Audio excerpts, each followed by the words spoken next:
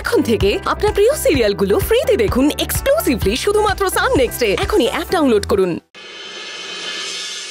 পুরো পরিবারটাকে কিন্তু বেনি সুতোর মালায় গেঁথে রাখতে হবে, কেমন? কিন্তু মা, আমি যে দায়িত্ব নিতে পারবো না। আমার সময় ফুরিয়ে এসেছে। মানে আমি বলছি মা, দোষটা অ্যাকচুয়ালি আমারই। আমাদের বিয়েটা একটা অদ্ভুত পরিস্থিতির মধ্যে দিয়ে হয়েছিল। না আমি ওনাকে চিনতাম, না উনি আমায় চিনতেন। খালি নিজেদের স্বার্থ সিদ্ধির জন্য এই বিয়েটা হয়েছিল। তাই আমি বাধ্য হয়েছিলাম ওনাকে দিয়ে বিয়ের পরপরই এই কন্ট্রাক্ট পেপারে সই করিয়ে নিতে। ব্যাস। তুই ভুলে গেছিস দাদা, এটা তো তোদের একটা কন্ট্রাকচুয়াল ম্যারেজ। তো সময় প্রায় শেষ হওয়ার পথে, এবার তো ডালিকে চলে যেতে হবে। এই যে মা, আমাদের কন্ট্রাকচুয়াল ম্যারেজের কাগজ। এই এক টুকরো কাগজ কি সম্পর্কের পরিণতি ঠিক করে দিতে পারে? পারে না রে। আমি যে তোমাকে এই দেববর্মন পরিবারের বড় বউ হিসেবে মেনে নিয়েছি, এই কাগজের থেকে সেটা অনেক দামি।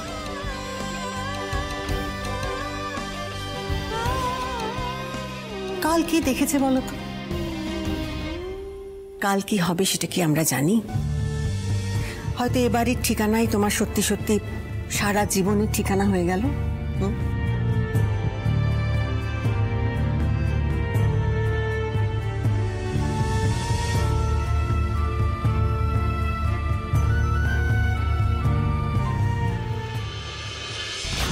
এই বাড়িতে তোকে সুখে সংসার করতে দেবো না আমি ডালি।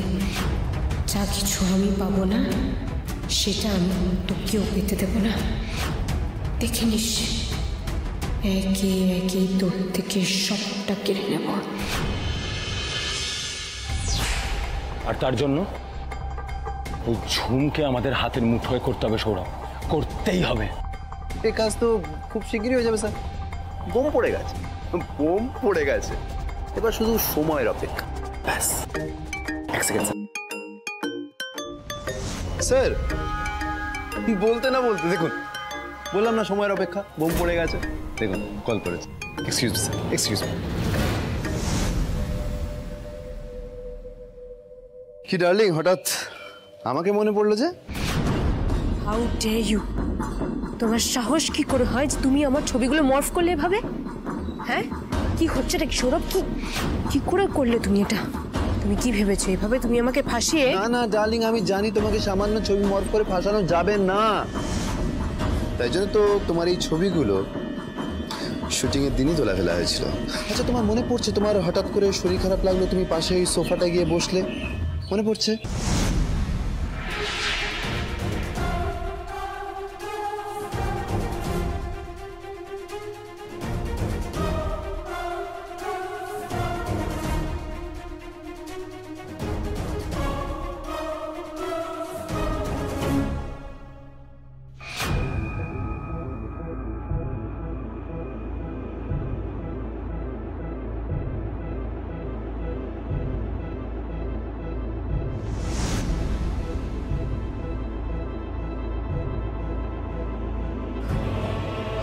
হঠাৎ করে এত শরীরটা খারাপ লাগছে কেন? মাথা ঘুরছে কেন এত? ঘুম পাচ্ছে, চোখ ঘুমিয়ে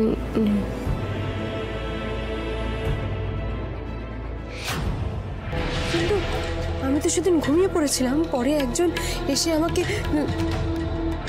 ম্যাডাম ম্যাডাম উঠুন, ম্যাডাম ম্যাডাম উঠুন, উঠুন ম্যাডাম উঠুন।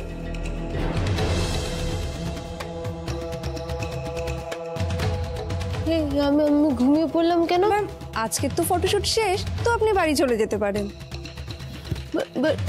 আমি ঘুমিয়ে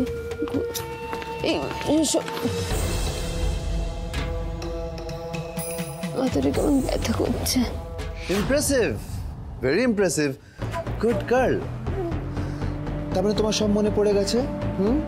তাহলে নিশ্চয়ই এটা বুঝতে পেরেছো যে তোমার ঘুমের মধ্যেই আমি আমার কাজ সেরে ফেলেছিলাম।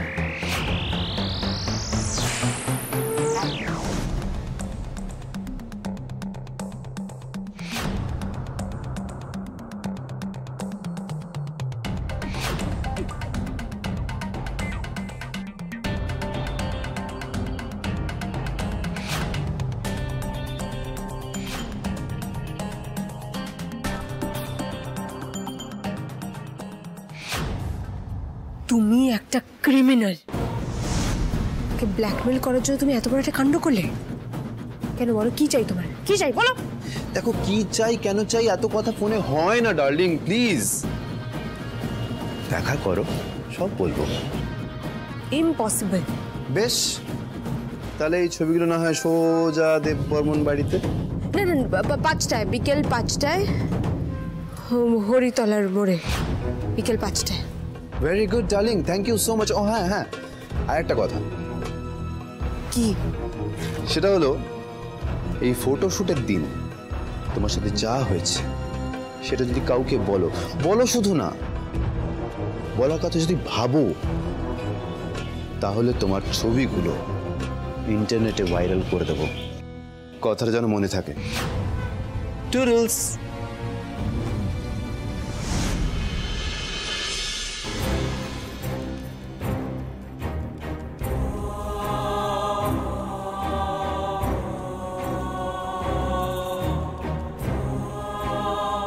ম্যাডাম,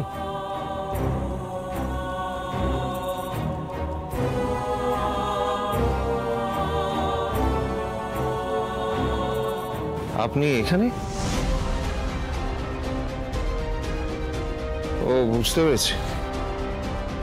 আমাদের মতো আপনারও ঠিকানা এখন রাস্তা, তাই তো? পাপ ম্যাডাম, পাপ। পাপ বাপকেও ছাড়ে না।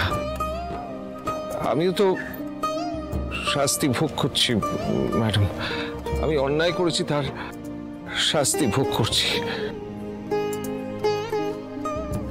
আমিও অত বড় একটা বিশাল বাড়ি ছেড়ে এখানে এসে আশ্রয় নিয়েছি, ঠাঁই নিতে হচ্ছে আমাকে এই মন্দিরে। এখানে আমি ঝাড়ু দিয়ে, লোকের জুতো পাহারা দিয়ে নিজের পেট চালাই।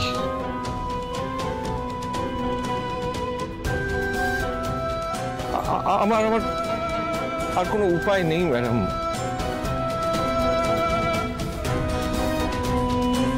আপনি হতে জানেন না, দামিনীও ভালো নেই। ওর দুরারোগ্য একটা ব্যাধি হয়েছে। ওর চিকিৎসার খরচা আমি আর সেইভাবে চালাতে পারছি না ম্যাডাম। আর হয়তো আমি ওকে বাঁচাতে পারবো না। আমিও শাস্তি পাচ্ছি ম্যাডাম, আমিও শাস্তি পাচ্ছি।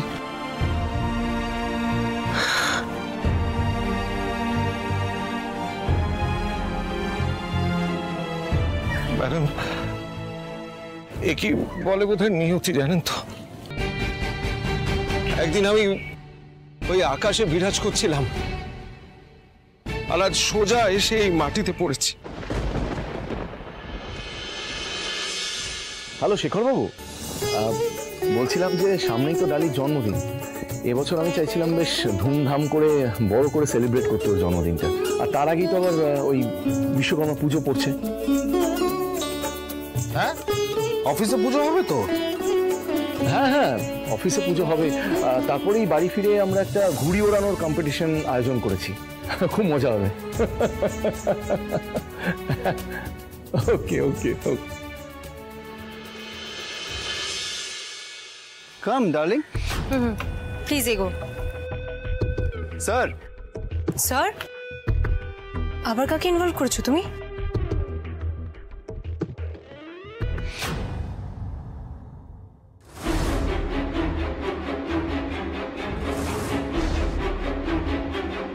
তুমি কি ভেবেছিলে ঝুম অত সহজে আমি হার মেনে নেব? একটা টোকা মেরে আমাকে রাস্তা থেকে সরিয়ে দেবে?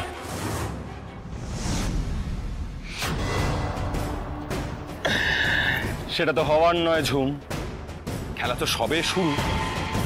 একটা বাজি জিতেছে ওই দেববর্মন পরিবার, কিন্তু এরপরের সব বাজি কে জিতবে?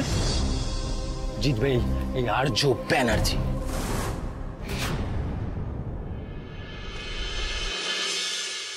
ঠাকুরমশাই, আমি আমার পুরো পরিবারের নামে পুজো দিতে চাই। আসলে একটা বড় ঝড় গেছে সবার উপর দিয়ে।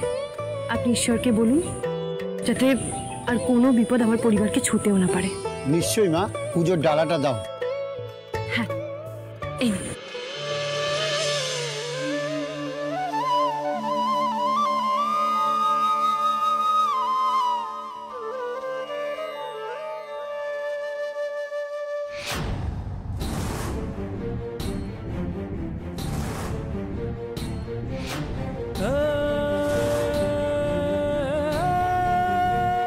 মামু,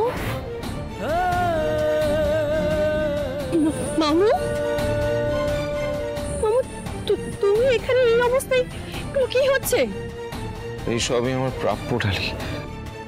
আমার ভাগ্যই আমাকে আজ এখানে এনে দাঁড় করিয়েছে।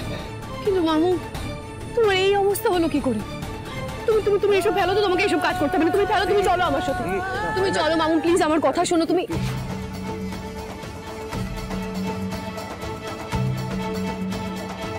না, আমি বুঝতে পারছি, যেত না। তোমার যত বাজে ইচ্ছে যেত, কিন্তু কি বলো তো, তোমার শত্রুতা তো দেববর্মন পরিবারের সাথে, আমার সাথে নয়। তাহলে তুমি আমাকে ফাঁসাচ্ছিলে কেন? কি চাই তোমাদের? টাকা? ডার্লিং, টাকা চাই। টাকা ছাড়া আমরা কিছুই চিনি না।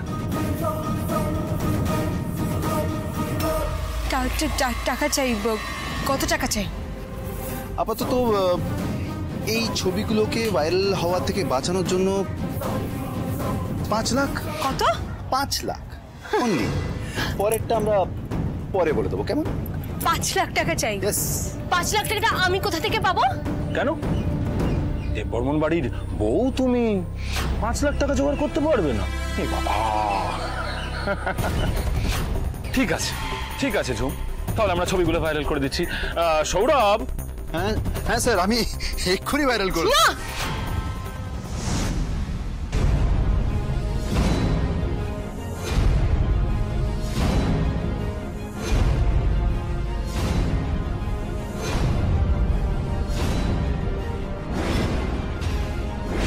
দেব টাকা, আমি দেব।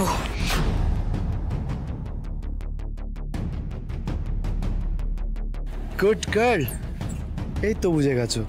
কিন্তু ডার্লিং, একটু তাড়াতাড়ি করো, বুঝলে? সময় খুব অল্প, নাহলে তো বুঝতেই পারছো যে ছবিগুলো কি হবে।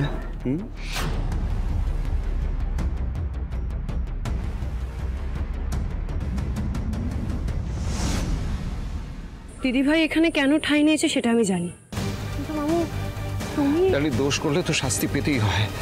কথায় আছে না, ধর্মের কল বাতাসে নড়ে। আমি যা দোষ করেছি তার প্রাপ্য শাস্তি হিসেবে আমার এইখানে ঠাঁই হয়েছে। ডালি, কি অপরাধ করেছো তুমি? সব থেকে বড় অপরাধ তো আমি তোর কাছে, তোর মায়ের কাছে করেছি ডালি। মানে? আমি তোর মাকে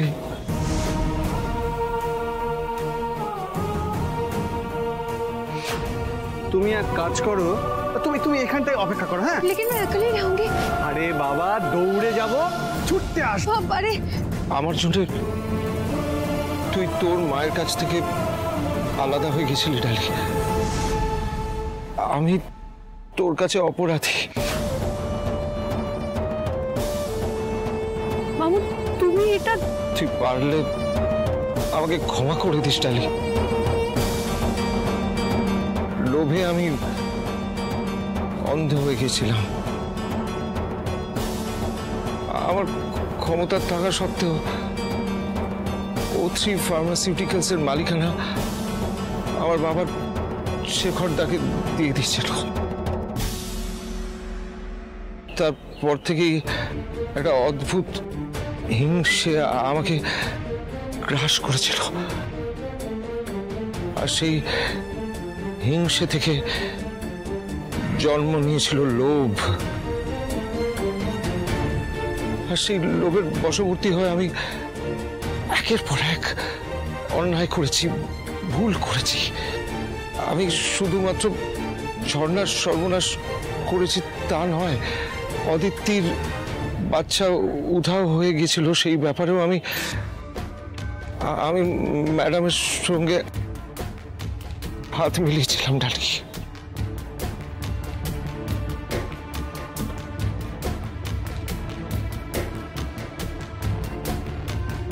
এই বাচ্চাটাকে গায়েব করার দায়িত্ব তোমার। ওকে এমন জায়গায় পৌঁছতে হবে যাতে কেউ কোনোদিন ওর খোঁজ না পায়। না না, এই আমার দ্বারা হবে না। সেই থেকে আমি আর ম্যাডাম হাত মিলিয়ে একসঙ্গে কাজ করা শুরু করেছিলাম।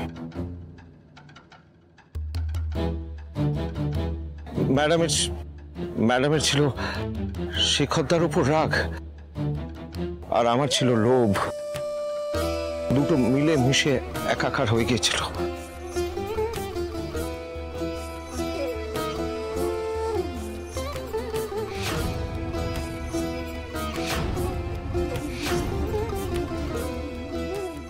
কিন্তু ডালি, আমি পাপের বোঝা বইতে বইতে ক্লান্ত হয়ে পড়েছিলাম। আমি একের পর এক অন্যায় করে গেছি, আর তুই রুখে দাঁড়িয়েছিস ডালি। আমরা জিততে পারিনি, কিন্তু ডালি একটা জায়গায় তুই হেরে গেছিলি। হ্যাঁ ডালি, তোর মা আমাকে চুরি করতে দেখে নিয়েছিল। আমি নিজের পিঠ বাঁচানোর জন্য ঝর্ণাকে অন্ধকার জগতের দিকে ঠেলে দিয়েছিলাম ডালি। আমি তখন তোরও পড়া করিনি, তোর ভবিষ্যতের কথা একবারও ভাবিনি। আমি লোভে এমন অন্ধ হয়ে গেছিলাম ডালি যে আমিও তোকে পাচার করে দিতে চেয়েছিলাম। আমি তোকেও অন্ধকার জগতে ঠেলে ফেলে দিতে চেয়েছিলাম ডালি।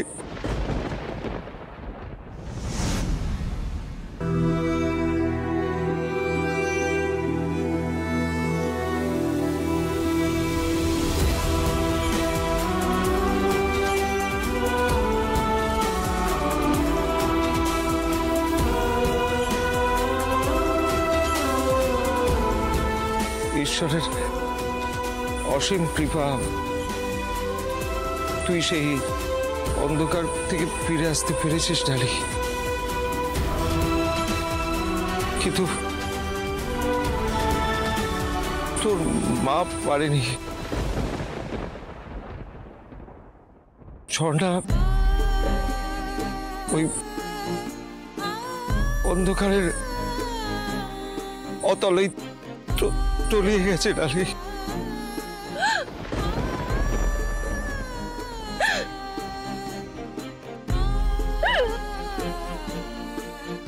ডালি, তুই নিজেকে সামলা। না, একদম না, একদম ছবি নামায়। সরে যাও কেন দিকে। ডালি, আমি জানি তোকে কিছু বলার মতো মুখ আমার নেই। তুই পারলে আমাকে ক্ষমা করে দিস ডালি, আমাকে ক্ষমা করে দিস। ক্ষমা করব? কোন সাহসে ক্ষমা চাইছো আমার থেকে? কোন সাহসে ক্ষমা চাইছো? তোমার কি মনে হয় এত কিছু ঘটার পর আমি তোমায় ক্ষমা করে দেব?